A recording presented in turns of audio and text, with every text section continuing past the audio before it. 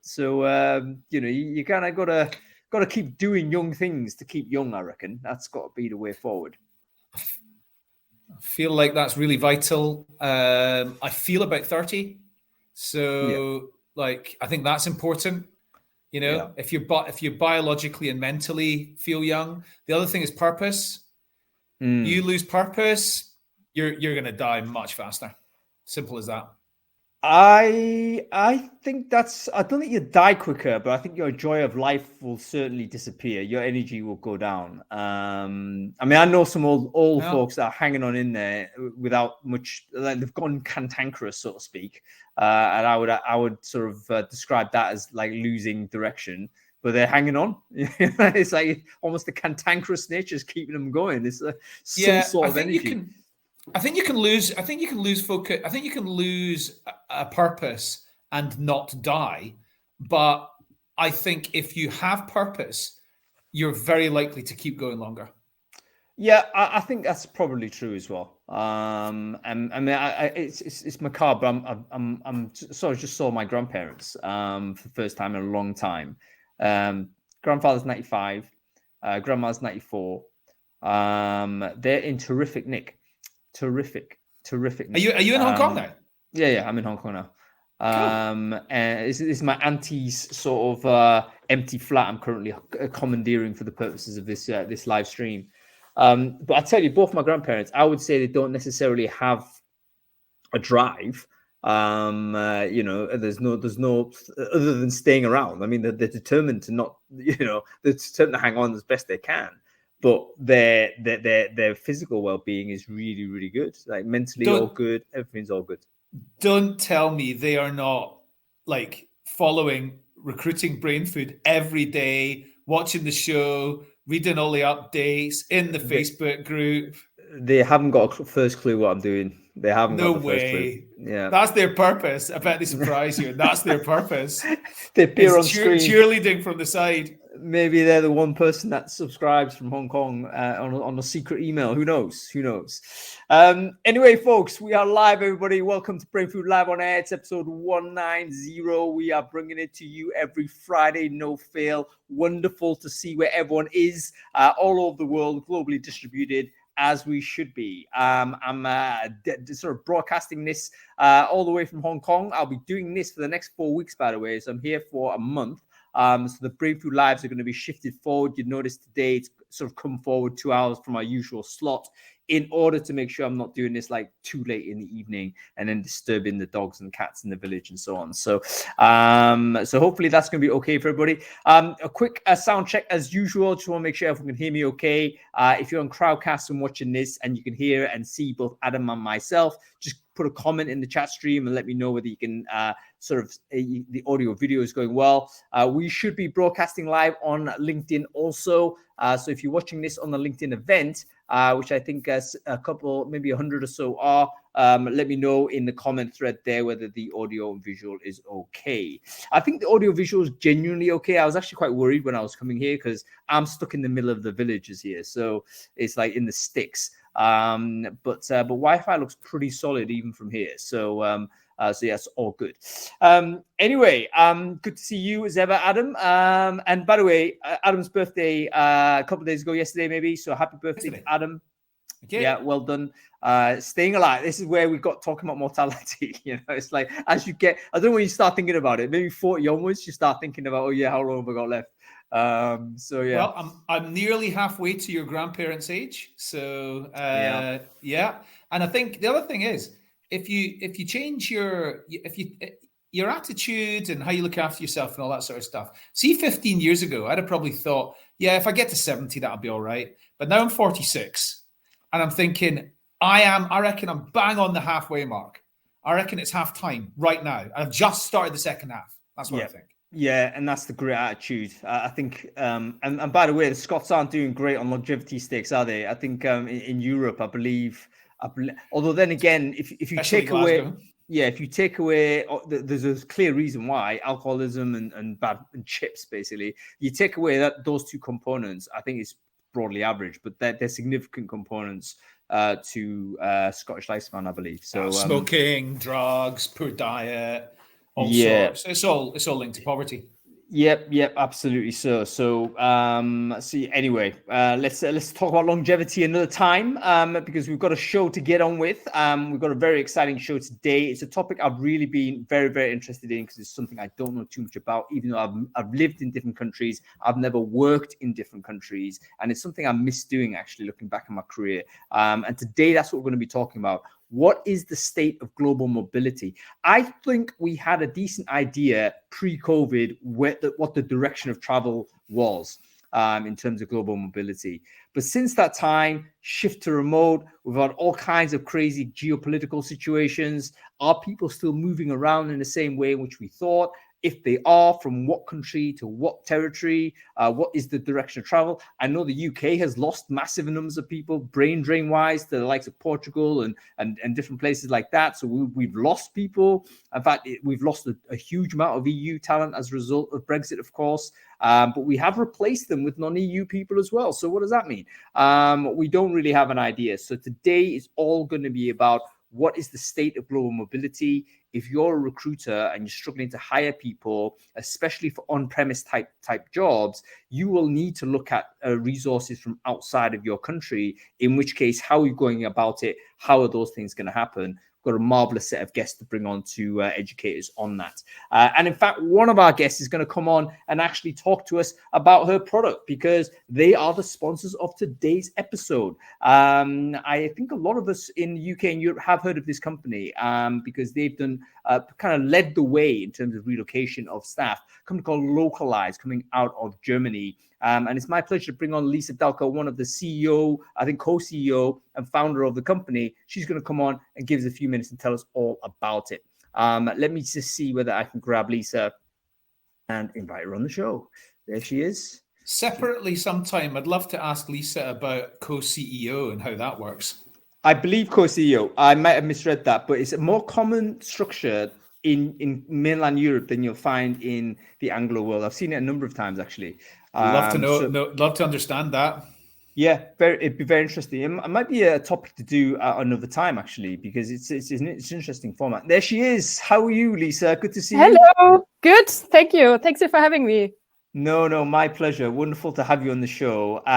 Firstly, thanks for sponsoring, and also thanks for volunteering to come on and talking to us about your product. I know founders don't often do this, especially you've gone beyond it. I know this is the last time you pitched this. It was like, years and years ago. You got a sales team do it now, but I thought it was kind of fun to get the founder on to say, okay, where is it coming from? What is this product all about? And where do you think it's going to go? So I wonder whether you could share with this a few words about Localyze.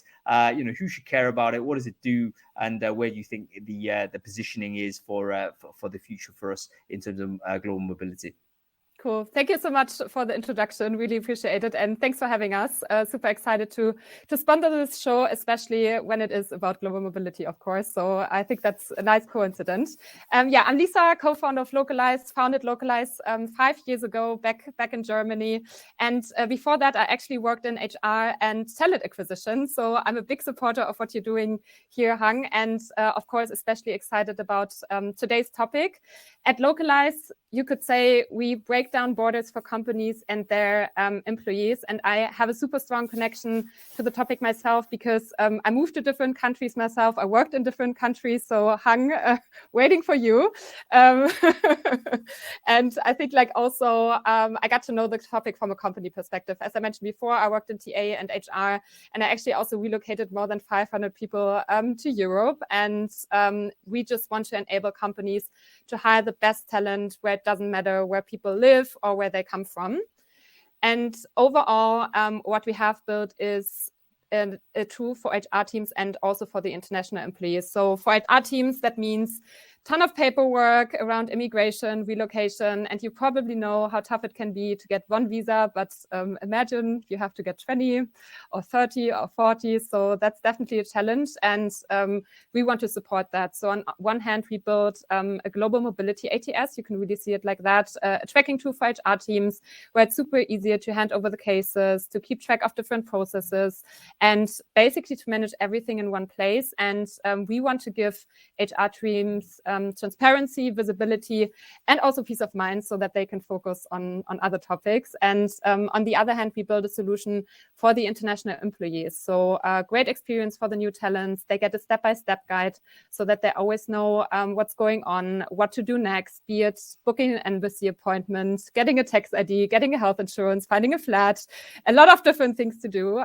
So we're really the digital assistant for the whole relocation process, and talents are getting all the support they need to have a positive start in their new country, and that's really our main goal. There are probably some of you who are not working with us yet, but also know the pain. So I'm always like super happy to chat about that topic. Also, like overall, have a big network in HR. So always happy to network. So feel free to reach out via LinkedIn. And I definitely will be listening to the discussion today and looking forward to some insights. You're hanging around. We're going to bring you back on screen because your experience covers all of the bases that we want to talk about. Because you've come in from a candidate. I didn't realize you'd actually relocated several times yourself, Lisa. That's the experience that we want to touch on. You've also been a practitioner doing it, so you've handled it from that side, and of course now you're providing a solution. So we'll bring you back onto the show once we sort of maybe mid-range if you're still around. So it'd be wonderful to have that experience. By the way, I could have really done with Localyze when in my last recruiting job. Because I had to relocate a guy who's now a good friend of mine, who's a German-Japanese guy. I relocated him from Tokyo to London. He's like the only person that could do this thing. And I had to someone again. I tell you, my entire job stopped because everything was all about making sure Eno was sorted out in terms of his flights, his dog, everything. It was like I had to go to Golders Green to flat hunt for him and everything. It was like literally everything stopped, not even professionally, but personally. It was crazy. So if we had some sort of support, that would have been amazing. Okay, Lisa, where can people find out more about Localyze? Can you share the link actually into the chat stream? That'd be cool. Yeah, 100% we'll do that. To be aware of. I think it's Localyze with a Z, I believe, isn't it? I'll share the website. It should adapt, shouldn't it? It should be localized with a Z in the US, and then when you switch to UK, it should turn into an S. That would be hyper-localized. A hyper-localization. I like the Z in the US. I think the only spelling thing that I agree with the US in is the implementation of Zs when it sounds like a Z, whereas the UK, I think there's no need to have that S there. It's just extra confusing. Okay, cool. Lisa, listen, hang around. We're going to bring you back, okay? Wonderful to see you. And we're going to get some conversations going, and we'll bring you back. Thank you. Great. Wasn't she great? And by the way, Maria, I think you're right. Did look like the sunshine was flying there. That was fantastic. Okay. We need to review the newsletter real quick, Adam. So give us a couple of things that was interesting from last week. Deeply and dangerously polarized. I'm not talking about you and me, Hung. Okay. I'm talking about people, according to the Edelman Trust Barometer 2023. Yes. It's never been more grim reading than it was this year. Lack of faith in institutions, economic anxieties, disinformation, class divide bigger than ever, dreadful leadership. Interestingly, it said business was probably of the kind of traditional institutions. Business was actually the least bad, and politics and other things like political organizations and things were in governments were like the worst.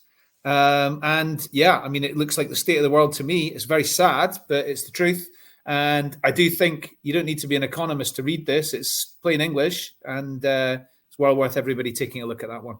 Yep. It's one of the annual reports I always read because it is dealing with a very narrow topic. It's looking at how people think about trust. And it glows internationally. I think it's 30,000 or so respondents. And the methodology, I think, is rock solid. So it's very interesting to see how different people in different societies perceive their institutions. And it is very, very interesting. So have a look. I've just shared it in the chat stream. You can download it for free. It's edelman.com, Trust 2023 Trust Barometer.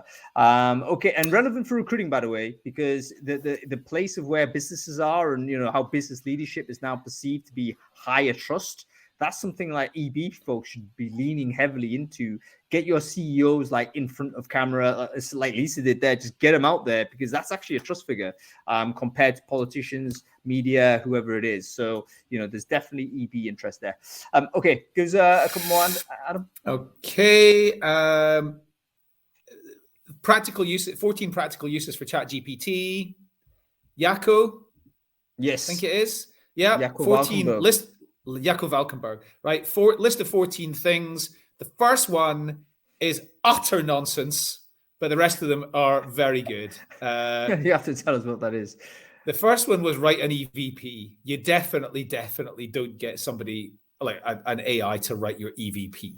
The rest of it, like recruitment, marketing words and things like that, and writing Boolean strings, I think you need to test them because they're not always right, but they're helping for sure. Working out like additional keywords that you can use in your Boolean strings and that type of thing. Yeah, I mean, the other 13 were all good. The first one, absolutely not. But the other 13, yes, great. Really good thing to read.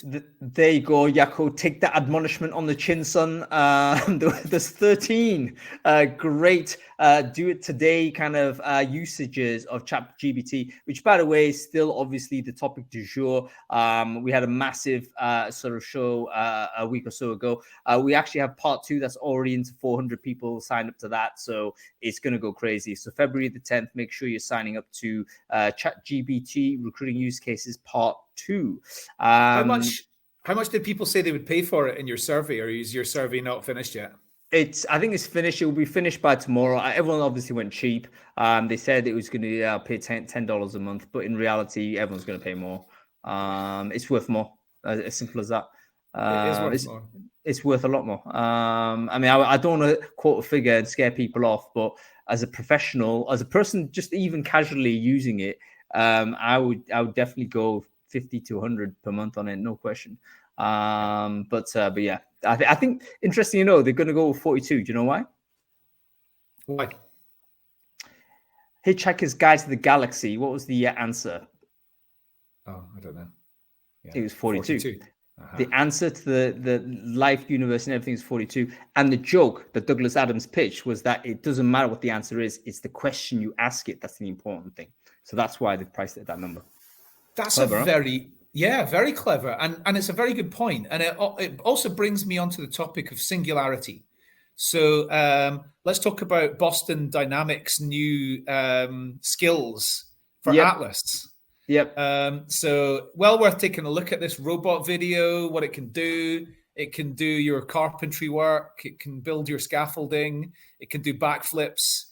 And it can learn, how to do a lot of human tasks. So when we're living in a world where nobody really wants to, like Gen Z, do not want to pick up trades as a career, by the looks of things. Yeah, we're going to need more of these robots. But I've got to say, some of the tweets in the thread are absolutely priceless. Like the very first one, how much does this cost? Like complete straight face. How much does one of these cost? Another one said, I could definitely get down and pick up that tool bag faster than that robot. Here's the thing. What's really interesting here is that there seems to be 2 parallel tracks of workforce disintermediation. So we have things like generative AI, which is attacking knowledge workers, white collar workers, anybody typing into a keyboard. I mean, you and I have had this discussion online with people who are very much taking the Luddite view in it. And you stepped in and had a word, but I was thinking, you know what, they're in trouble if they have that attitude because they're totally on the wrong horse. I know, in marketing as well. Exactly, crazy talk. But then you have the blue collar trade, which is what Atlas is showing as the robotics and the where we're at with that type of thing. And you think, holy crap, even the physical labor is going to be sort of done by a lot of automation as well. So we're in a really remarkable space in terms of where we're at. Okay. That's about it. Unless you got anything else to say. One more really brief one, which actually fits in with that topic, which is Blinkist's like culture playbook. I was quite an early Blinkist user, and I really love the product. But the talking about things that you should and should not outsource to an AI writer, your EVP is definitely not one of them. And another one is your culture playbook. So go and take a look at this. It's 3 pillars, effectively. One is purpose and vision. The second is values. And the third is ways of working. And, this company doesn't do things the way that everybody else does it. They don't just follow somebody else's playbook. They've designed everything with what they think is the right way to do it. And I love that. And I'm going to do that as well. Yeah, big respect to Blinkist. I mean, everyone talks about how, progressive tech is and, how we do, this, that, and the other. But actually, everyone's playbook's exactly the same. Apart from companies like Blinkist who've said, you know what, we're going to build this from inside out. And they've got this other way. A good example of this is they've actually got a very, very low recruiter to employee headcount.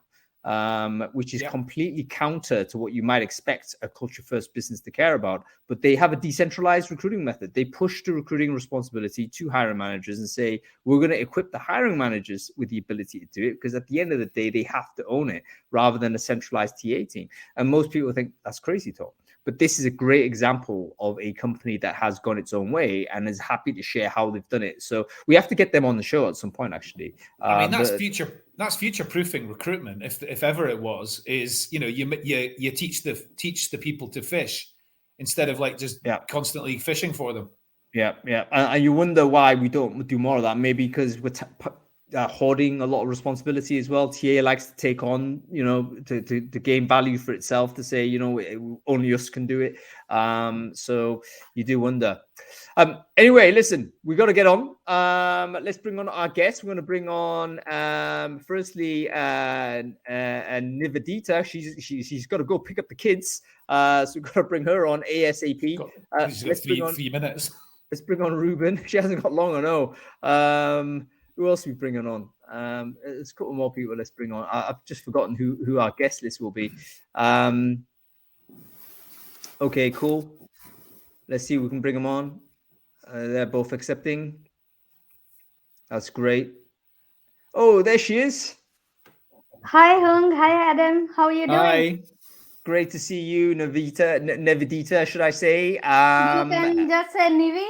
If it's Nivi? easier, Nivi. Yes. It is easier for me, so thank you, Nivi. Yes, I will use that. As Ruben's getting on the screen, can you quickly introduce yourself, Nivi? Who are you and who do you work for? I'm a senior talent acquisition specialist working with Vivino, and I have been in Denmark for the past 3.5 years. But I joined Vivino in May last year. Fantastic. And just a bit of context, me and Nivi had a conversation online after we I think I started a conversation about this. And I was really interested to get your perspective, simply because you are also, similar to Lisa, person who's moved to different countries professionally. So you've got the experience from the candidate perspective, but obviously you're a recruiter as well. So you have that sort of knowledge on the other side. We also have Ruben as well. Ruben, great to see you. Can you quickly introduce yourself? Who are you? What it is you do?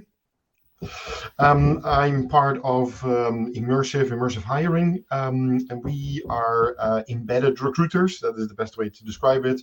So we join companies that have either a capacity issue with recruitment or just need extra support with recruitment. Dutch guy living in Ireland. This is country number 5 for me. I've been on the receiving end of visas and work permits and on the delivering end of visas and work permits as well. And probably one of the more unusual ones is visas within the cruise industry, which is a completely different topic once again. But yeah. We will talk about that, because it suddenly occurred to me, because you're actually a mobile thing, so you'd be going to different places. It might have a completely different set of rules, which obviously it does. We'll dive into it. But okay, you two, you got to put your candidate hat on. Okay, when someone approaches you for a job for a country that you didn't anticipate or target, like, how did you kind of get to the point where you thought, okay, yeah, sure, I'm going to completely uproot my life and go? I mean, this is like not a circumstance I'm used to. So I wanted to understand from your perspective, what were the circumstances that made you think, okay, this is actually seriously good. I should think about it. Any thoughts on that, if you could recall a circumstance of one of those moves? How about we go with you first, Nibi? Yeah, for me, it was, you are asking as a candidate, right? For me as a candidate.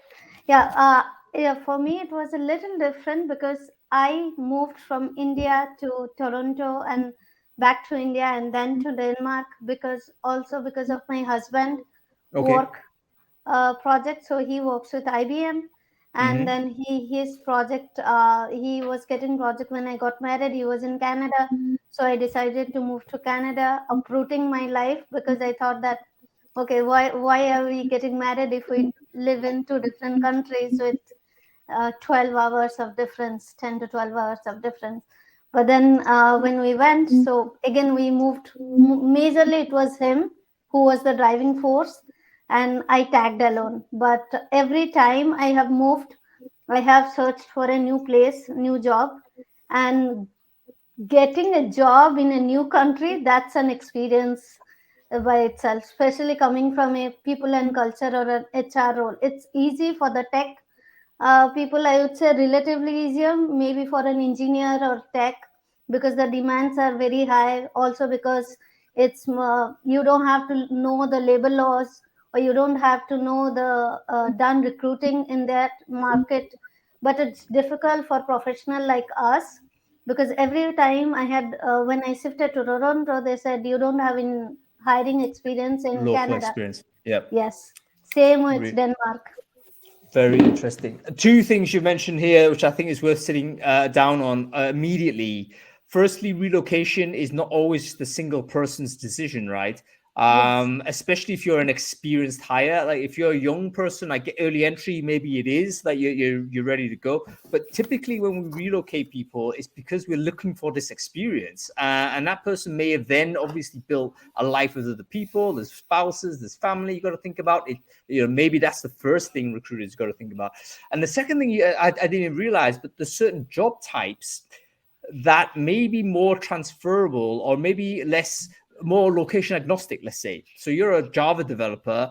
Yes, there may be different coding practices, whatnot, but you're still coding Java at some point. So presumably that's going to be smoother to get in terms of location. And as you say, jobs that require or the perception is that it requires local knowledge, whether it's cultural knowledge in terms of how to communicate with candidates, or in fact legal knowledge as to what you can and cannot do. So really interesting two components there. Ruben, you're nodding your head on all of this. Can you share with us your experience when when you start? Go on. Yeah, so to touch upon that, the previous point is do your skills travel is a big thing. So initially my career started in human resources and then crossed over to the dark side, aka talent acquisition, because talent acquisition travels better. With HR, like you mentioned, you need to know culture, language, local labor laws and legislation and everything that comes with it. So yeah, what travels better is a big thing in there as well. I think my sort of international horizon started way in the last century when I was an exchange student, and I ended up at 17 going to the US for a year. So then your horizon goes quite broad. So went back to the Netherlands and started my career. And my first job was actually already with a smaller international company, and expat stuff was part of my responsibility. Then moved into hospitality and thought, okay, hospitality is anywhere in the world. So started tailoring my network to that. And then I was approached for a role in Dubai. And that was how, my first move came about, which was interesting, but it was also quite a culture shock. I had never been there, and I was doing a startup of a quite fancy Japanese restaurant concept. And that meant recruiting everybody overseas, doing all the accommodations for everybody, including my own, doing their visa procedures. You have to arrange transport for everybody in Dubai as well, just because of the setting there. So yeah, that was quite a steep learning curve. Yeah. So again, you've introduced a bunch of things really interesting. Firstly, does the person have prior evidence of the desire to go to different places? I would say some kid at 17 who's gone to the US, like a massive shift, that tells me that person's generally quite open. to do it. Like certain people don't go anywhere, and I totally respect that as well. But as a recruiter, you might kind of see that as a signal, because that person is going to be very tough to wiggle out of. And I know back in my day as a recruiter, Adam, I don't know whether you had the same input, but we were advised, do not talk to relocators because the additional admin cost was massive, but also the chances of the person being a window shopper was perceived to be there. Like, have they really thought this through? What would happen if you brought this person through the process and then this person ends up saying, oh, I'm sorry, in the end, it's going to take me too long to do. So I actually actively avoided, which is, probably missed out on a bunch of people that way. Adam, first year of my career, I placed somebody into a bank here in Scotland, and I hadn't actually bothered asking if the person had the right to work in the country. I didn't really think about it, because the person was just finishing an MBA. At one of the universities in Glasgow, and I just hadn't even thought about it. I was 21 years old, and nobody had said you need to find that out. It just was not part of the training. Yeah, and what happened? The guy couldn't start. Like, guy got the job, and then you got fired. I hope. No, I didn't get fired, but I don't think the hire ever actually happened. But it took it was down to basically, I think, pretty much the day the guy was meant to be starting. Nightmare. See, that is an example of why it will shy you off. As you're a young recruiter, made a mistake, you'd immediately think, okay, never again. I'm just going to look in resident and all this type of stuff. So you got to get that right. But thankfully, we've got products like Localyze that can help us smooth the way, even though we have to accept it is additional work. So when you're, let's go ahead, Nivi, you say something? No, I was just saying that even now when I'm recruiting for Vivino, we do recruit, our positions are open, like we do recruit from everywhere if the candidate is good. But then we have seen that some candidate, like they are very keen. They said that they are keen and they are jumping off the opportunity and everything.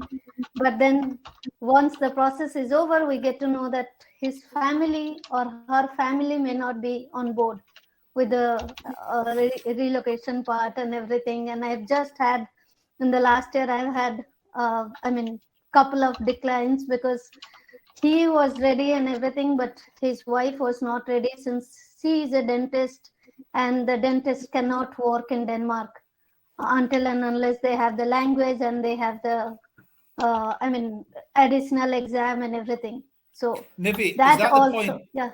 Is that the point, Nivi, where you need to tell the candidate that they need to start considering a long distance relationship? That's also another thing, that certain question, this I got from my experience, that in India we ask all kind of questions to the candidates, and it's very pretty normal. Like we ask that, what about your wife? Are you married? Are you single? Is she open with, because India also is a vast country, so people relocate from different parts, and different parts of India are very different.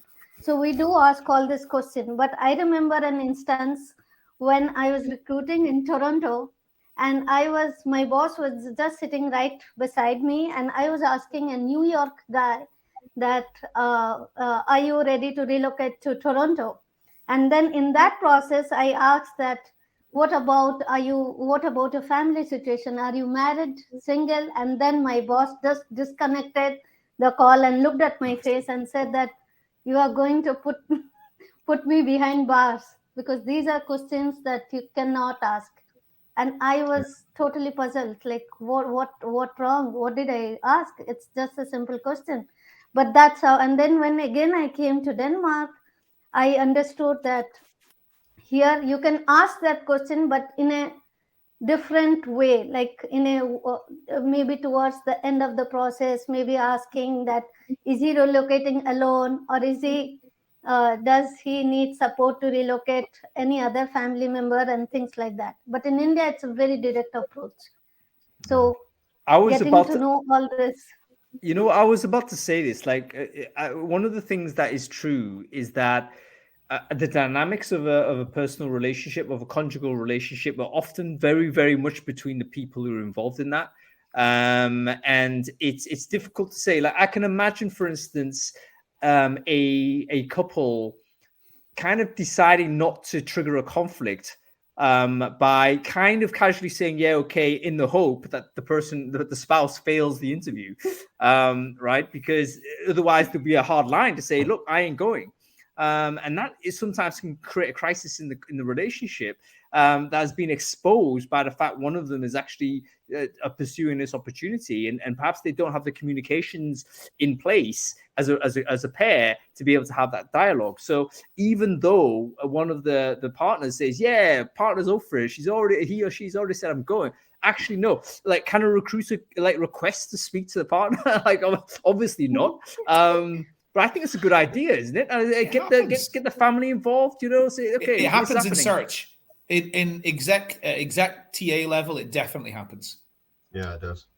Is that right? Like, basically, you stop the process and say, listen, we can't go further unless we speak to your husband. Well, it's maybe not we can't go further, but it is the spouse is often involved in the conversation, and whether it's a search consultant or it's internal, they will often say they want to have a conversation, because that's a good way of understanding the full picture of the commitment and what's likely to happen here.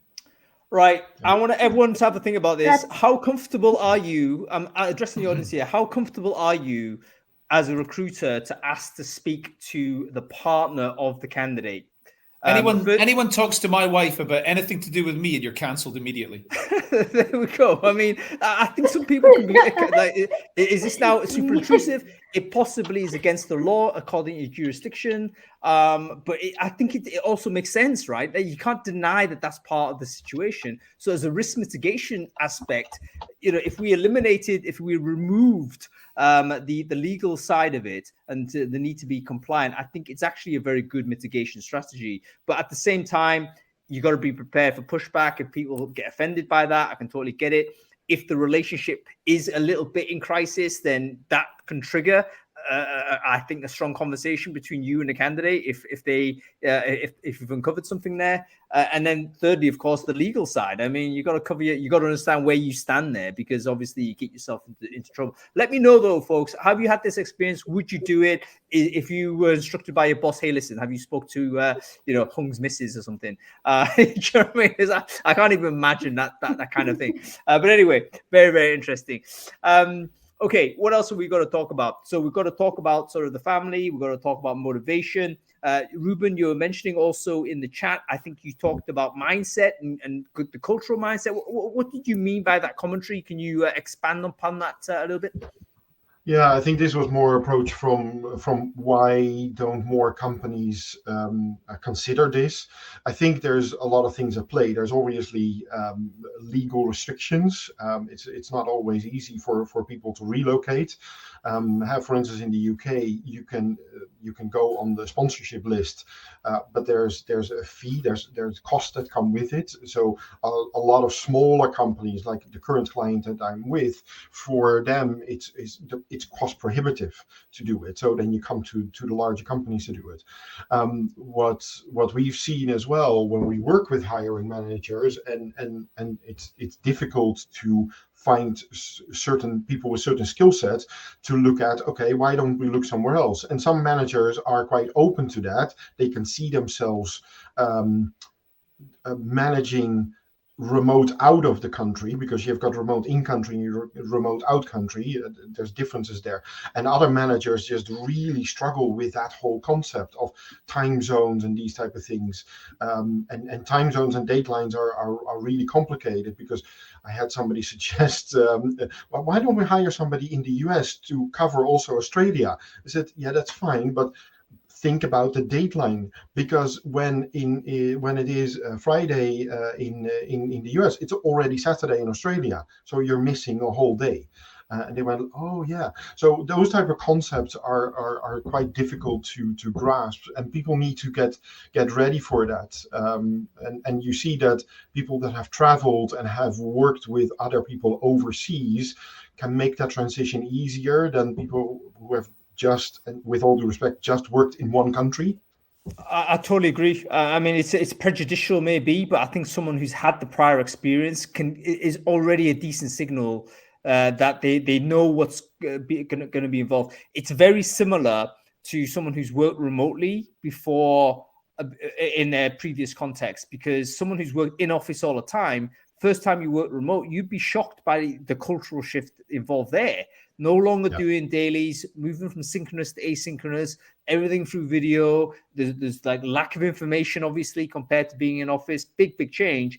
And I know a lot of companies that remote first that actually don't recruit anybody that hasn't had prior experience of, which means they actually recruit typically experienced contributors rather than entry level, because they don't trust their ability to onboard them. Now you can say that's good or bad or whatever it is, and yes, they could all improve, we could all improve, but looking at practical realities is that those decisions sometimes get made. Okay, we've got to keep going, folks. And Nivi, you got to go, but before I think you got to pick up your child, don't you? I mean, I give that responsibility to my husband.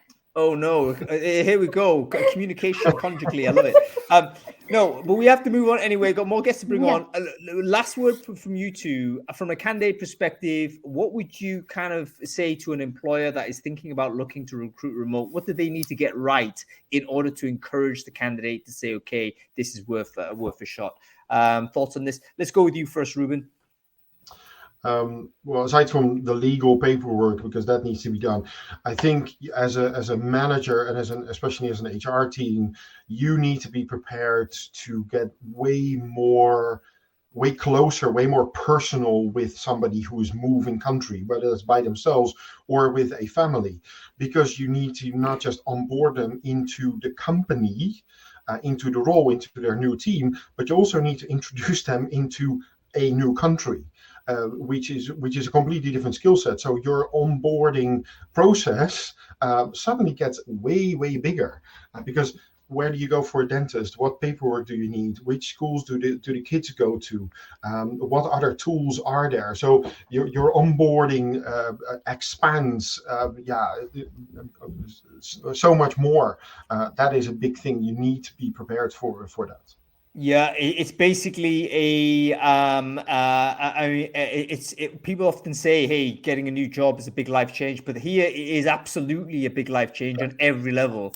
So everything from food to climate, have you got the right clothing, all that type of stuff. Super relevant. Okay, Nivi, how about you? One tip you could give to, let's say, an ex-employer of yours, that they could have done a little bit better to help you get into that country. What would you say that they could keep in mind? Definitely, I echo the same thoughts like Ruben. And one thing is onboarding, like making the person comfortable or making him aware of what he is getting into, not from the job perspective, but as a whole country wise. Like, for example, when I shifted to Denmark, I would have loved to know if there were international schools in Aalborg, if there were international kindergarten for my daughter, and if there were what would be the where we were not even provided with a house, so we had to hunt down what is the mechanism of looking at or renting a place, because we that also is very different for different countries.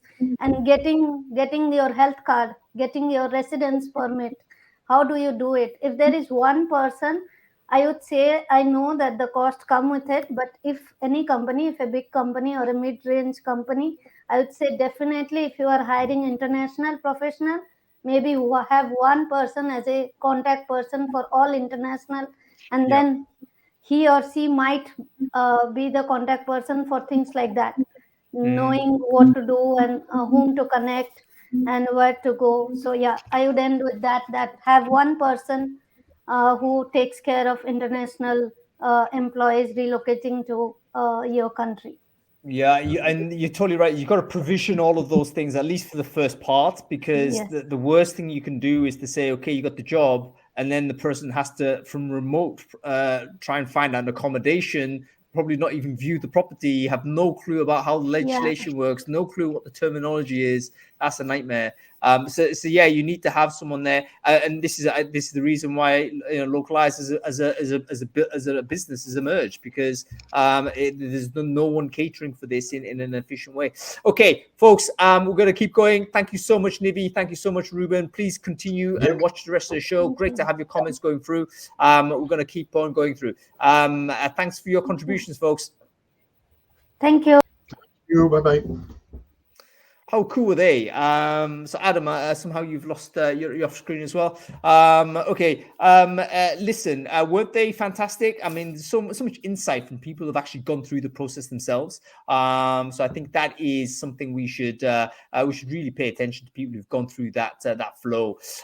Okay, folks, it's a perfect timing for us to do the thing that we always do in every session. That is to make sure that we all have the opportunity to connect with everyone else who's on the show.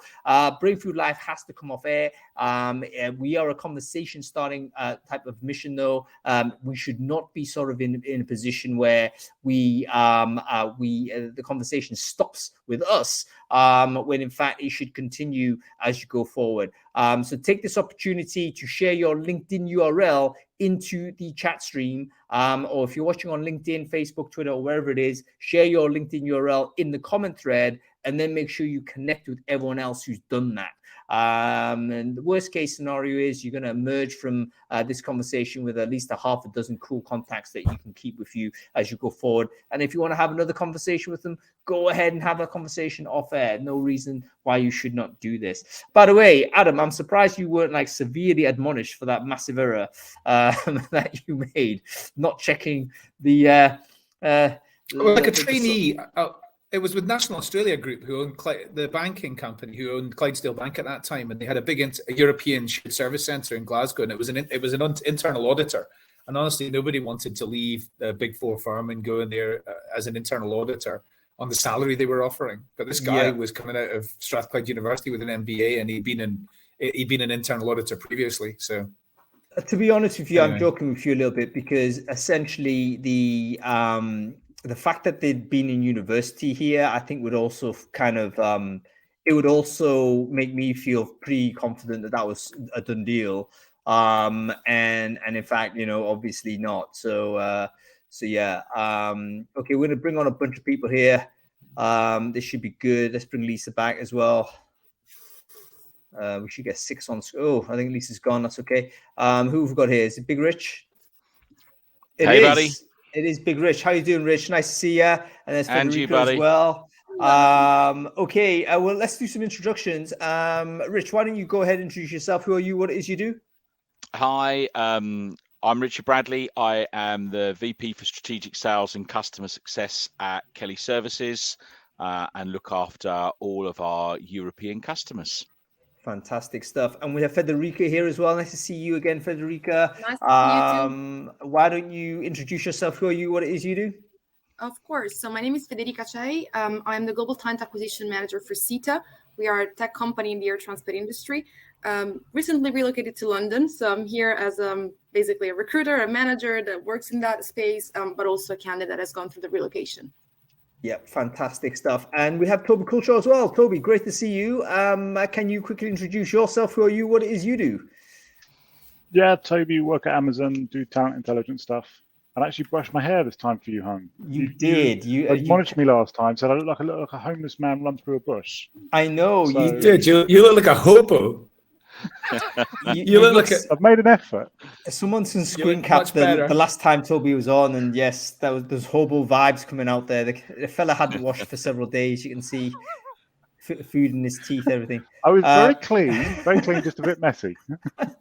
That's great. Okay, listen, I want to try and bring Lisa back on if she's able to make it. But the reason why you three are here is because we want to talk about the global overview. So we've looked at it from like the local perspective and what's going on.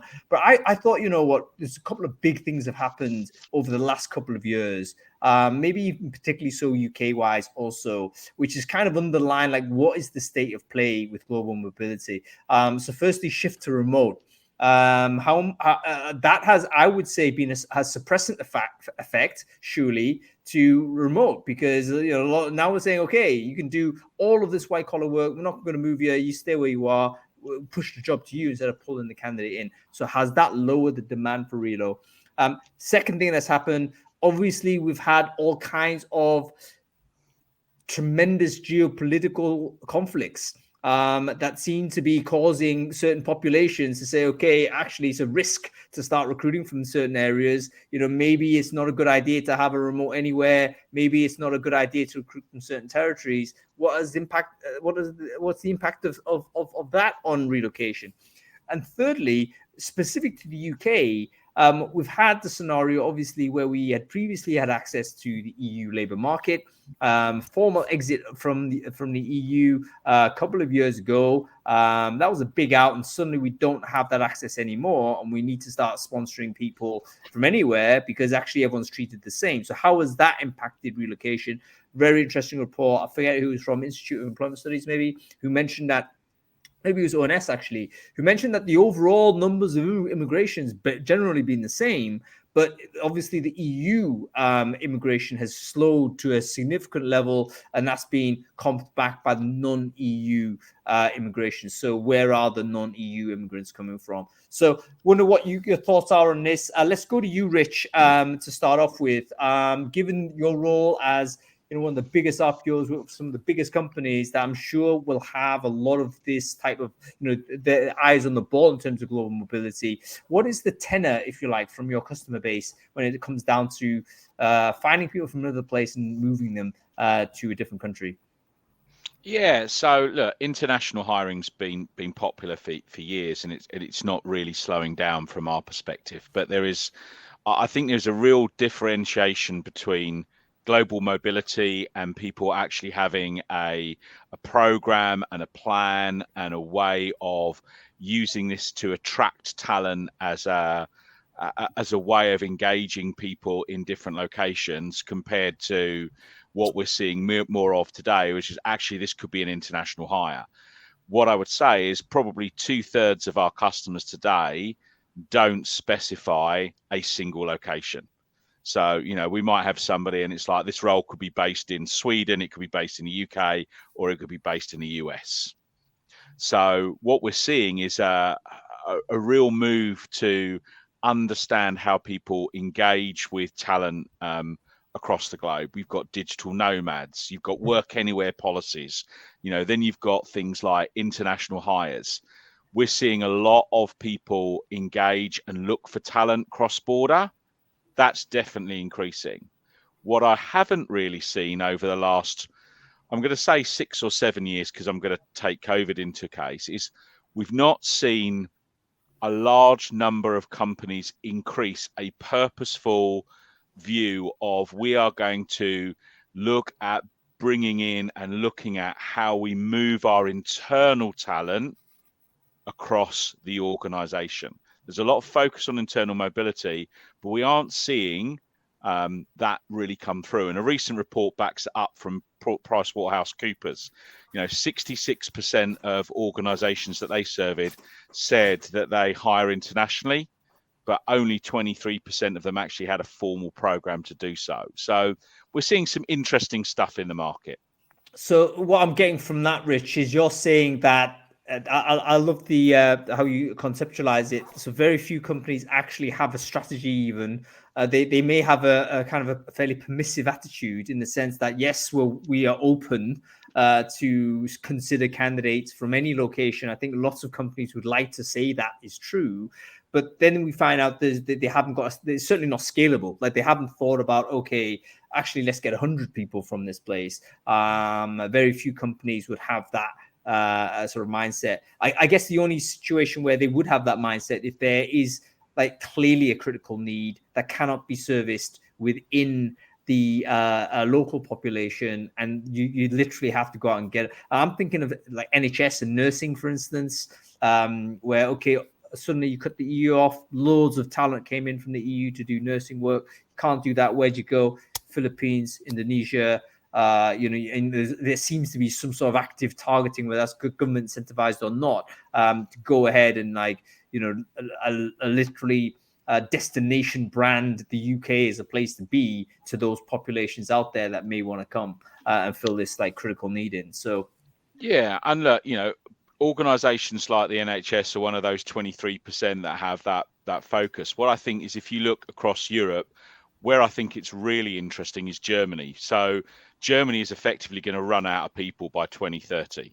So they are proactively looking at how do they not necessarily just promote companies, but how do they promote Germany as a location? How do they start to look at, and one of the few countries that's been really proactive with, you know, the conflict that we have, to look at actually how can we use that conflict to bring Ukrainian people and engage and adopt them into the work structure that we have in Germany, because they are going to run out of people. So there are certain countries and organizations, and I think some of it is, you know, depending on where you're based, has a significant impact in that. But, you know, I think you're going to see some organizations, absolutely. Others, it's just, you know, they're talent tarts. They will literally try and find the best talent they can from wherever they can.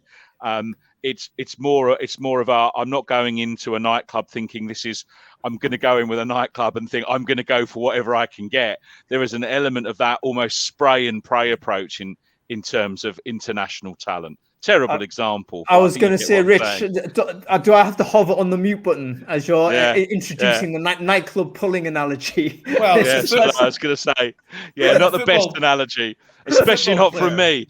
Yeah, especially not from me. Good analogy, right?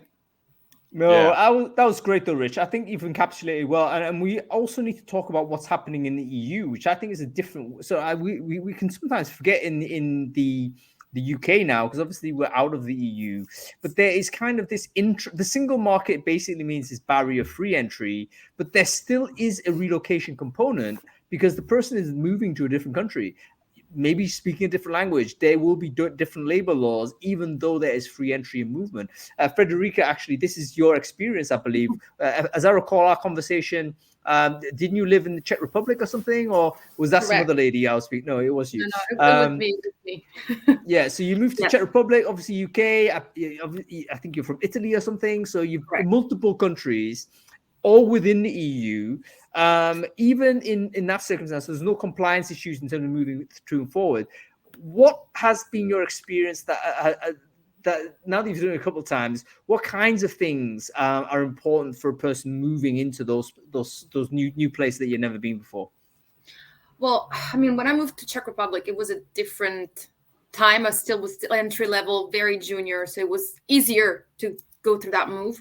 But I think one of the main things that were relevant, especially because Czech Republic is a very specific language that is not as easy to grasp if you've never spoken it before. So I came with my Italian and my English, and that was it. No other languages. So having that approach with banks, with doctors, with insurances, it wasn't easy peasy because they were just speaking a different language. And as much as they do speak English, the language barrier is still there. So I think the support that was needed, and I got it partially in the company that I moved with, but it was very limited. So they helped us set up the bank account. They helped, of course, they got the insurance for us, but that was about it. And then I kind of had to navigate and figure out, you know, how do I get a GP? How do I do anything in this country? And I feel that was something that was missing at the time. It's not something that I've encountered, for example, in my move to the UK. So when I moved here, I had full support across the board on every level. So when it came to the visa, when it came to registering here, we had an onboarding session where we went through all the different things and kind of helping us understand. It was just, you know, with me and other relocators to kind of explain where to go. Now, of course, for me, it was easier because I'd lived in London already 10 years ago. So I wasn't a complete newbie, but I felt that support was massively important because it gives you an overview of everything. You know, you're coming to a new country. You don't know how that works. You know, maybe registering to a doctor works in a way in a country, in a different way in another country. And having that support, having that kind of guidance is very important. So I think that's what the key is. I suspect, thank you for, I suspect the size of the city that you go to has an impact as well, doesn't it? Awesome. Because if you go to a huge city like London, for instance, like that size, the cities don't get that size unless they have ingested a lot of immigrants anyway. So they will already have that kind of muscle memory as to how to get people into the country that may not be familiar with how it all works, etc. Whereas if you move to a smaller, even in England, if you move to a smaller city somewhere, if you move to Weald, wherever Toby is, you know. You don't know how much help, you know, like where's the post office? No clue. So that's a consideration, right? Where is the home office? You might have all of this set up, but where is your HQ as a business? And is that in actually a metropolitan center? If not, then maybe you need to do some extra stuff for people that's going to come in, because you don't have that sort of density of experience that help you through. Yeah, very interesting. Were you about to say something more, Federica? I interrupted you, I think. No, I was just agreeing. Okay, very good.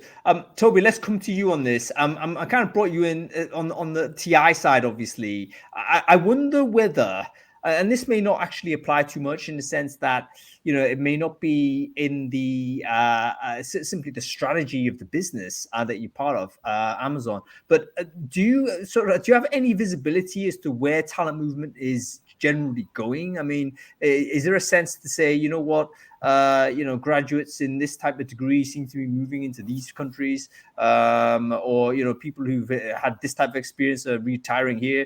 What's your general view of mobility in Europe? Let's put it that way. Keep it to a sensible sort of size for us to talk about. Yeah. Yes and no. So obviously we've seen at a national level how things are shifting, and to Richard's point around collapsing countries, you know, the UK has radically changed its demographical footprint by immigration and bringing in much younger population. And I think we're still in a situation where lots of the country level, lots of the Western countries are going to struggle unless they radically change their immigration policies. And you see equally the countries like Japan, China's absolutely collapsing. They just can't not collapse at this point. It's just a matter of when. So I think at a country level, that's probably going to be one of the core drivers, because you get the whole push and pull. You know, countries can really want to pull younger demographics in, but if they don't need to go from an economic migration perspective, I don't think that pull is really going to be there. And you'll definitely saw a lot slow down post-Brexit. Mentioned earlier the shift in the UK migration rate from Brexit and European countries to the rest of the world. You're definitely seeing that impact through. I think you're going to see graduates specifically really get hit in the next 24 months because there just aren't as many graduate roles coming through. So that there isn't going to be as much of a pull factor on that side of things. But overall, I think that it's really a case of with companies getting more comfortable with remote. I think that pull factor for migration isn't necessarily going to be there anymore at a company level. Country level, absolutely. Company level, I think that it won't necessarily always be there. And particularly with companies such as Deal coming up, where you can just hire anyone from anywhere where you don't have a legal entity already. That flexibility and fluidity will definitely have an impact. Yeah, I think, I mean, job flight, right? If you can't hire, I mean, there's logic to it. If you're sitting there and you can't actually hire the person natively, and then you can't actually hire the person externally, eventually that job will be pushed out to the places where someone can do it, particularly if the job is doable remotely, which increasingly we've seen, you know, many jobs be done that way. So yeah, it is going to be a very, very big challenge. And again, I like the tension between what is optimal for a country as the unit of analysis compared to what is optimal for a business in that country, because they're two separate things. You know, a company has responsibility to its shareholders and to make its profits, and you can't just instruct that company to say, hire this way, because that means that they may become uncompetitive, in which case they will eventually go out of business. So they need to, you know, have the flexibility to do those things. It's up to the government to provide the relevant incentives for these things to happen. Very, very interesting. I think, like Rich mentioned earlier, like tying countries that are tying it to digital nomad type passports. So Portugal, for example, I think they're really going to come into the fore, because tying it to a company, to your point, that's not their primary goal. So countries that are smart enough and saying, well, actually, we're tying it to the gig workforce, that freelance workforce, fluidity, I think that's going to be the way forward. Someone's actually mentioned it in the comments here, and I just want to touch on it really, really briefly, because I think it is an important component as to where's the visa attached. Because if the visa is attached to the employer, then suddenly that becomes far less attractive to the person relocating, because they may be in a super vulnerable position. You look at all of the tech layoffs that are happening in the US, for instance. I personally have the view that I obviously being laid off is tough, but at the same time, these are very highly remunerated, highly credible candidates that are going to basically be able to get work really quickly. So I've tempered my kind of sympathy somewhat on the basis of the fact that this is a strong community, strong labor force where it's happened to. Apart from the ones that are on these H-1B visas, where suddenly it's like 30 days, you have to get another sponsorship, or 60 days. Otherwise, you're deported. And you may have married kids. You might have your life set up there. And then suddenly out of nowhere, you might have had a great performance review. Doesn't matter. Boom, you're on the bottom, below the line on the spreadsheet, and you have to get another job. Otherwise, you would get kicked out of the country. Plus your family, probably pulled out with you. So huge pressure. So I think, as you say, the countries that are doing it smart are the ones that are tied the visa to the country level to say, look, we're going to give you this visa. You can work for any employer here, whatever it is. It's totally cool. It's portable with you. That becomes far less risky to go to that country than it is if it's attached to an employer. And I think in the UK, correct me if I'm wrong, folks, let me know in the comments if you're a UK employee, But I think the new visa system we have, it is actually attached to the employer, which means that if the person loses his job or her job, they'll get a letter from the Home Office saying, on you go, son. That's not going to encourage the highly skilled in demand. Like, you'd have to be someone who is really, really motivated to get a job to do it. That may not be your highly skilled, super elite person, because they'll have better options elsewhere where they can go to Germany and actually they won't get kicked out. Do you know what I mean? If they happen to have lost their job, they can actually take 3 months and reflect on what they need to do and not have all of these life circumstances come at them. So yeah, you're absolutely right, Toby. I think lots of countries are in demographic crisis. Nobody has got the correct immigration perspective. Unfortunately, politically unpalatable. So I'm not sure anybody's going to fix it. But yeah, there's going to be some people who lose less, I would say. That have these smarter ways to do it. Okay, folks, I've just noticed the time. We're like literally well over sort of the time as usual. So we're going to have to kind of close it off there. I want to say thanks to Richard, Federica, and Toby for joining us this show. Sorry, it's only been a couple of minutes, folks. But I think it was Adam who was talking too much most of this time. So feel free to blame him. Okay, listen, we'll get you back, obviously. It's been a great show. We should talk about it. I think 6 months down the line, the world's going to change again. So, the talent mobility thing is probably something we need to review once more. So, folks, okay, we're going to say goodbye to you. See you later, Rich. Great to see you, mate. Thanks very much. Thank you. Federica, great to see you. Toby, wonderful to see you, man. Good product on the hair, man. Keep using that. That's a nice one. Get a subscription. It is good. I love. He's using fudge on that, isn't he? His hair looked good. Anyway, how interesting was this? I mean, I don't think you and I have ever worked internationally, even though I know you've expressed at some point the desire to do so. But it comes with these caveats. I think it's tough. I mean, if you're tied to an employer, I don't think I'd be able to do it. It seems to me you're giving too much power to the employer. I just wouldn't want to have that sort of leverage against me. I mean, you can imagine a boss leaning on you and saying, "Hey, you better do this, son." And I know that I better do it, because if I don't, I've got 30 days to get a job. I mean, come on. There's a whole bunch of people in Scotland, in Glasgow and Edinburgh, who make an absolute killing out of doing one thing, and that is transferring people internationally.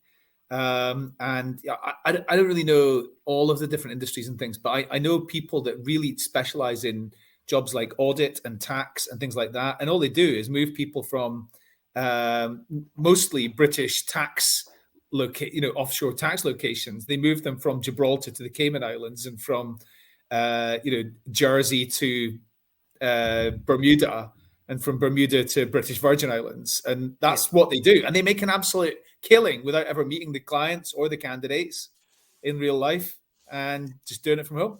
You know what? When you have these types of problems, that's where you get these sort of little solutions around the edges to lubricate people through the system. So inefficient systems, however bad they are, however immoral they may be, that's a business opportunity.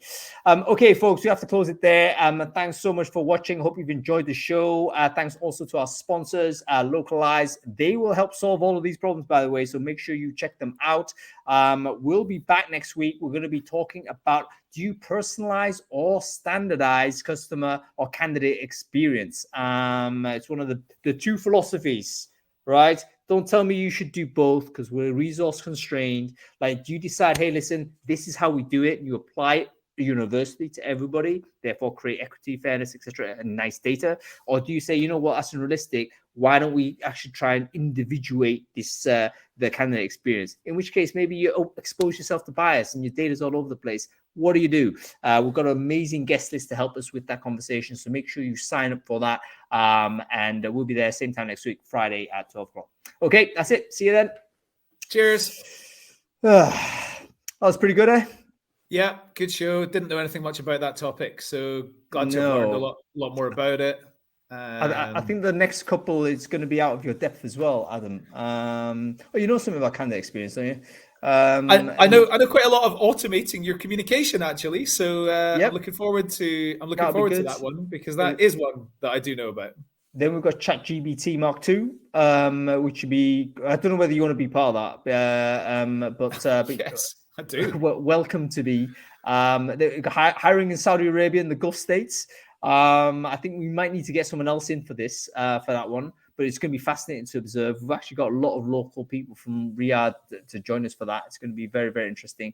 And at the end of the month, it's the state of the recruiter job market. So I'll tell you who you might want to think about getting on for the Gulf one is Jamie Leonard. Yeah, and the reason being, he's just been out there on a recce, so he's got absolute up to the minute first-hand experience of what is the difference between there and here. That's actually a really good idea. Jay's not actually been on for a while as well, so maybe it's a good idea to try and bring him in. So yeah, that's a good idea. Oh yeah, listen, that's it. Quick one. Give us some commentary on Chris Eubank Jr. Did you see the fight, and what are your thoughts? Yeah, I watched it, and I wasn't expecting that to happen. I thought it was very much a 50-50 fight. I didn't expect that to happen, but Eubank's not renowned for great defense.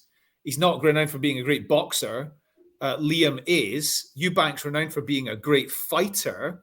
But Liam Smith's head movement when he was like throwing his fists at the guy, and Liam Smith's head movement was unbelievable. The stuff that he was avoiding. I mean, I know he got hit with a few, but his punch resistance is good. Both of their punch resistance is actually typically good, but Eubank just there was just one specific punch he just got smashed, and I think he was probably weight drained. I think he was, yeah. He looked, he's taken bigger punches than this. And you know what? One thing was disturbing is that you got Roy Jones in the corner, and he was trying to be Roy Jones. You can tell his style, low left and trying to all this like swaying out of reach, and very much the stylistically. And I was thinking, you know what? Eubank's good, but Roy is patented that way. I mean, that you don't fight like he can, because no one can. And he found out. He was like, Eubank was going in with the jab, but then he was going in and out fast. But as he was coming out, he was going back in straight lines with his head up. He wasn't, his movement wasn't great. He looked weight drained. And I don't think that's the end of him, but I think that we've got another good one tomorrow, by the way. Who's in? It's Anthony Yard against Artur Beterbiev. Oh, I didn't know that. That's going to be a war. That's going to be a war. That I actually fear for them both, because they're both very, very hard fellas. Yard's only hope of winning that is by knocking him out, and he has been down. Beterbiev's been down a couple of times, but Yard's only hope of winning that is knocking him out. But if he does knock him out, see, one step from that is going to be Callum Smith, and Callum Smith is fighting the winner of that. I actually it's already there. I think Baturiev is better than Callum Smith. But it's going to be a war. I mean, let's hope Yard does it. He's tough enough, but does he have the skill set? Don't know. Styles make fights. You might be right about Beterbiev, because I'll tell you what, Beterbiev could beat Callum Smith, but get beat by Yard, and Smith beats Yard. There's not a lot in there, but apparently Beterbiev is an animal. He's extremely good. He's very, very good. He's good, strong, and he's very technically as well. And he's got the, would not even eye of the tiger. He looks like an assassin in there. He's just mean. So it's going to be a good fight. Anyway, listen, you have a good weekend. Enjoy the rest of your long holiday. I hope it's a sort of a birthday weekend for you, mate. And we'll see you next week, mate. Cheers. See you. Bye.